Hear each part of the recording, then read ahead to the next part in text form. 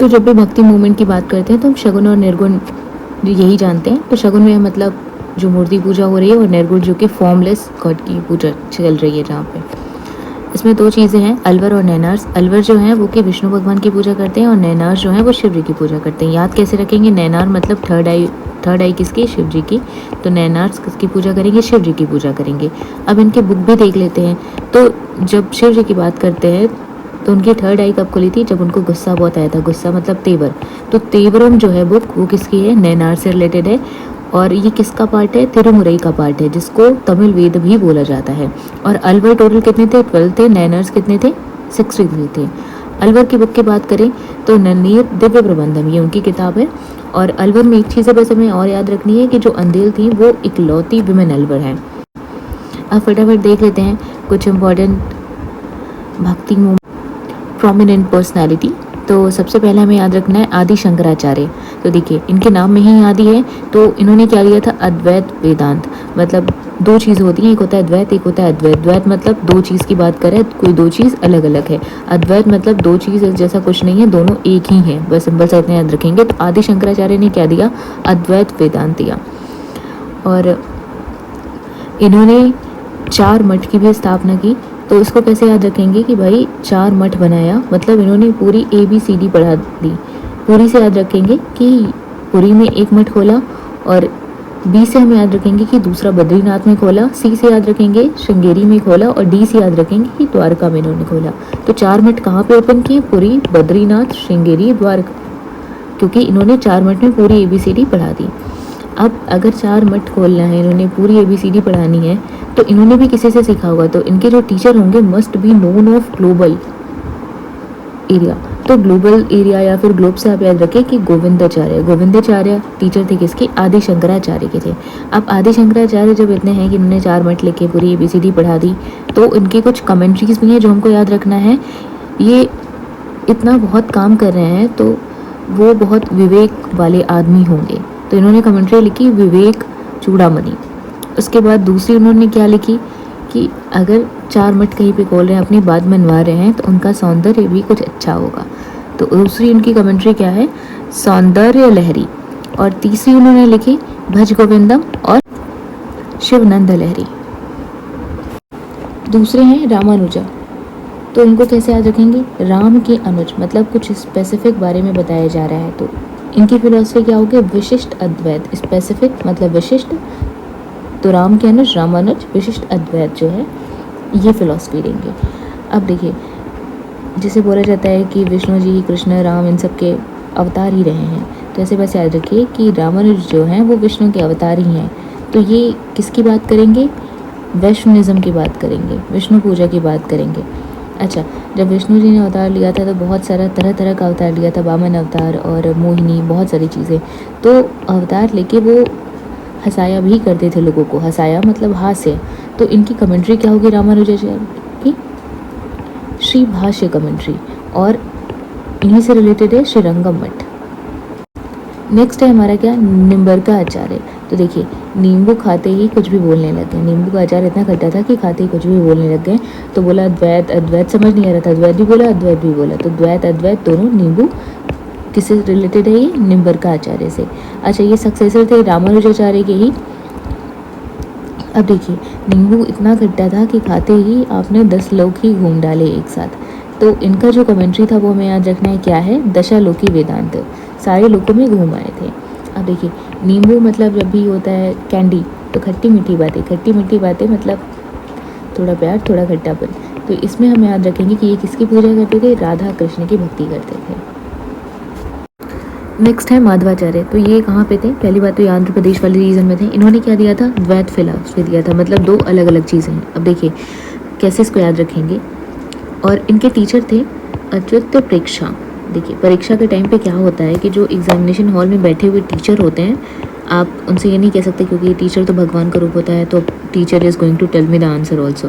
तो परीक्षा के टाइम में एग्जामिनेशन हॉल में एग्जैक्टली जो गॉड और आचार्य दोनों अलग अलग होते हैं। गॉड यानी माधव, आचार्य यानी टीचर, दोनों अलग अलग हैं। तो देखिए दोनों अलग अलग मतलब द्वैत फिलॉसफी। और परीक्षा का टाइम तो हमें यहाँ से क्या याद रखना है जो माधवाचार्य के टीचर थे उनका नाम क्या है, अच्युत प्रेक्षा, और माधव और आचार्य से मतलब माधवाचार्य। तो ठीक है, देखिए परीक्षा के टाइम में दोनों अलग अलग मतलब द्वैत फिलॉसफी, परीक्षा से हमें इनके टीचर का नाम याद रहेगा, और माधव और आचार्य दोनों अलग अलग हैं मतलब माधवाचार्य। फिर नेक्स्ट है क्या, वल्लभाचार्य है। तो वल्लभ का मीन क्या होता है कि someone who is so pure, so pure मतलब शुद्ध अद्वैत। तो इन्होंने किसकी फिलॉसफी दी थी, सो प्योर होके वल्लभाचार्य ने शुद्ध अद्वैत की फिलॉसफी दी थी।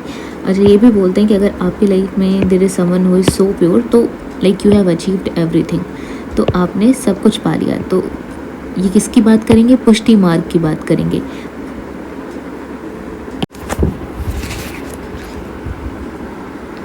नेक्स्ट है बसवन्ना। तो देखिए इसको कैसे याद रखेंगे हम कि पहले तो ये 12th सेंचुरी एडी के टाइम पे थे। कहाँ पे, कर्नाटक वाले रीजन में, और इनके फॉलोअर को बोलते हैं हम वीरशैव या लिंगायत। देखिए बसवन्ना ऐसे याद रखिए कि कड़ कड़ में शिव बसे हैं, शिव, ठीक है। तो कड़ कड़ में शिव बसे हैं, ये कैसे पता चला, किसी ने कुछ अनुभव तो किया होगा, किसी ने कुछ फील किया होगा, तभी तो ये बोला कि कड़ कड़ में शिव बसे हैं। तो ठीक है, तो बसवन्ना मतलब बसे हुए हैं, कड़ कड़ में शिव। तो ये किसके फॉलोअर होंगे, शिव जी के फॉलोअर होंगे एक तरीके से। और इनके जो फॉलोअर होंगे उनको हम बोलेंगे वीरशैव या फिर लिंगायत, क्योंकि ये लिंग की पूजा करते हैं तो लिंगायत हो गए। और ये क्या करेंगे कि इनका जो लेफ्ट शोल्डर होता है उस पर वो छोटा सा लिंग भी पहने होते हैं। और जैसे मैंने बताया कि कड़ कड़ में शिव बसे हैं, तो ये किसी ने कुछ अनुभव किया होगा तभी तो बोला होगा। तो बसवन्ना ने क्या इस्टेब्लिश किया था, अनुभव मंडप इस्टेब्लिश किया था फॉर डिस्कशन। और यहाँ पे याद रखना है कि जो डेड बॉडी होती थी उसको वो बरी करते थे, जलाते नहीं थे। And ignore my spelling mistakes. और नेक्स्ट है हमारे पास रामानंद। तो ये 14th सेंचुरी में आए थे, और ये किसकी पूजा करेंगे, वैष्णव की पूजा करेंगे। तो जैसे इसके पहले हमने देखा था कि जो रामानुज थे, रामानुज मतलब राम के अनुज मतलब विशिष्ट अद्वैत, तो वो भी किसके फॉलोअर थे, एक तरीके से वैष्णविज्म के थे। तो सेम यहाँ पे रामानंद जो हैं वो भी वैष्णव फॉलोअर होंगे।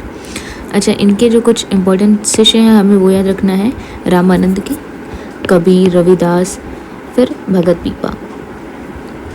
अगर हम बात करें तो इन्होंने क्या दिया था, योग स्कूल की बात करी थी। जो आज के टाइम पे बात करते हैं नाथपंथी की, तो रामानंद ने ही इस्टेब्लिश किया था। नेक्स्ट है मीराबाई। तो इन्होंने क्या स्टार्ट किया था, गिरधर गोपाल कल शुरू किया था। और दूसरे हैं चैतन्य महाप्रभु। तो इन्होंने बंगाल या उड़ीसा के आसपास का जो रीजन था वहाँ पे गुड़िक वैष्णविज्म स्टार्ट किया था। तो देखिए इन दोनों में कंफ्यूज नहीं होना है। कैसे याद रखना है कि मीराबाई हमेशा कृष्ण का नाम लेती थी, गोपाल गोपाल करती रहती थी, इतना ज़्यादा कि कई बार वो गिर जाती थी, बेहोश भी हो जाती थी। तो गिरधर गोपाल कल किसने शुरू किया, मीराबाई का है। और चैतन्य महाप्रभु का कौन है, गुड़िक वैष्णविज्म ने स्टार्ट करा। उसके बाद है श्रीमंत शंकर देव।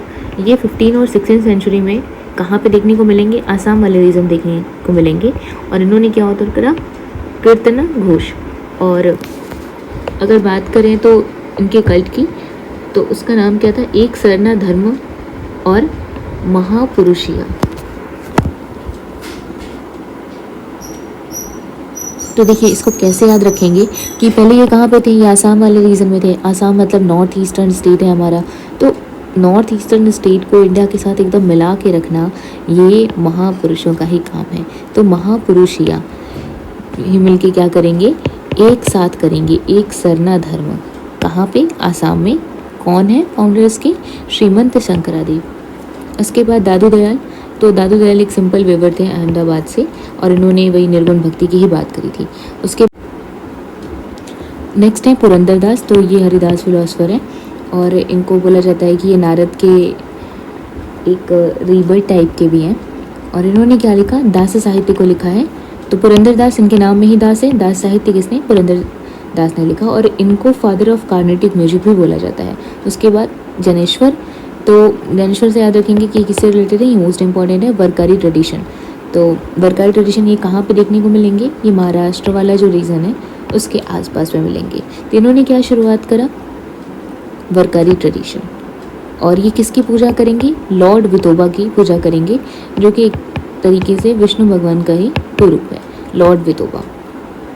इन्होंने क्या लिखा, ज्ञानेश्वर ने लिखेंगे क्या, ज्ञानेश्वरी। नाम से पता चल रहा है, ज़्यादा हर्डल की ज़रूरत नहीं हमें। तो ज्ञानेश्वर, ज्ञानेश्वरी ये क्या है, कमेंट्री ऑन भगवद गीता। एक तरीके से इसको मराठा भगवद गीता भी बोलते हैं। फिर नेक्स्ट है तुकाराम। तो तुकाराम को बोलते हैं थोड़ा बहुत, हालांकि ये डिबेटेड है कि ये कंटेम्प्रेरी हैं शिव जी के। इनकी राइटिंग हमें बस याद रखना है अभंगास। नेक्स्ट है एकनाथ। एकनाथ एक आम टेलर हुआ करते थे और later on he turn into reformer. तो देखिए कोई एक आदमी था, साधारण आदमी जो कि टेलर था, और बाद में वो रिफॉर्मर बन गया, मतलब महापुरुष वाली क्वालिटी थी उसमें। तो इन्होंने क्या शुरू करा, महापुरुष संप्रदाय, एकनाथ महापुरुष संप्रदाय।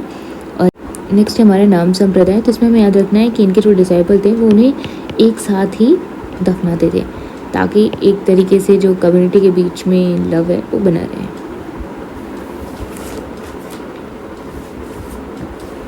तो ये कुछ इम्पोर्टेंट हमने भक्ति मूवमेंट के प्रोमिनेंट लीडर्स के बारे में देखा।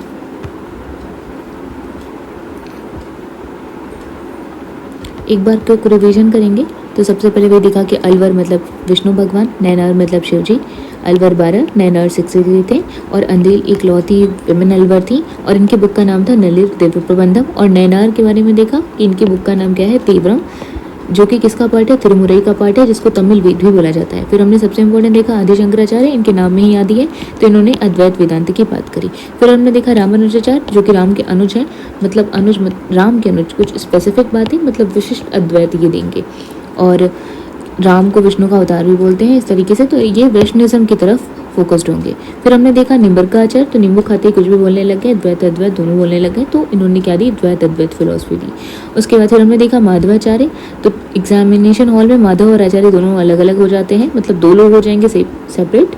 तो यहाँ पे कौन सी फिलोसफी देंगे, वो द्वैत फिलोसफी देंगे। फिर हमने देखा वल्लभाचार्य के बारे में, वल्लभ मतलब समन हुए सो प्योर, तो ये शुद्ध अद्वैत की बात करेंगे। उसके बाद फिर हमने देखा बसवन्ना के बारे में।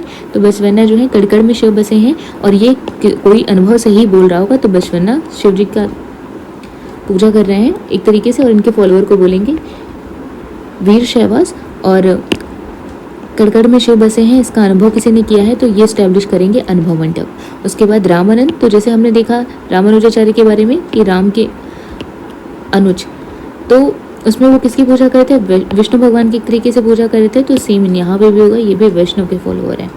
उसके बाद मीराबाई के बारे में हमने देखा कि गिरधर गोपाल, गोपाल का नाम लेते लेते गिर भी जाती थी, तो गिरधर गोपाल कल। चैतन्य महाप्रभु के बारे में देखा, गौड़िक वैष्णविज्म। फिर श्रीमंत शंकरादेव के बारे में देखा कि आसाम में है, और क्योंकि Assam north eastern India in सब का पार्ट है, उसको इंडिया के साथ मिला के रखना किसी महापुरुष का काम है, तो महापुरुष या एक सरना धर्म के फाउंडर होंगे ये। फिर दादू दयाल के बारे में देखा कि एक आम वीवर थे अहमदाबाद के, और ये निर्गुण भक्ति की शुरुआत करेंगे। फिर पुरंदरदास, इनके नाम के अंत में ही दास है, तो ये लिखेंगे दास साहित्य के बारे में, और इनको फादर ऑफ कार्नेटिक म्यूजिक भी बोला जाएगा। फिर इसी तरीके से हमने जनेश्वर के बारे में देखा, तो ये कहाँ पे होंगे, महाराष्ट्र के रीजन में होंगे, और ये किसकी पूजा करेंगे, लॉर्ड विदोबा की पूजा करेंगे, जो कि विष्णु के ही एक तरीके से इनकारनेशन माने जाते हैं। और मोस्ट इंपॉर्टेंट बराकारी ट्रेडिशन यही शुरू करेंगे। फिर ऐसे ही हमने एक नाथ थे, जो कि एक सामान्य से टेलर थे, और बाद में वो रिफॉर्मर के रूप में चेंज हुए। तो कोई महापुरुष ही होगा जो टेलर से सीधे रिफॉर्मर बना, तो महापुरुष संप्रदाय। So this is all about भक्ति मूवमेंट।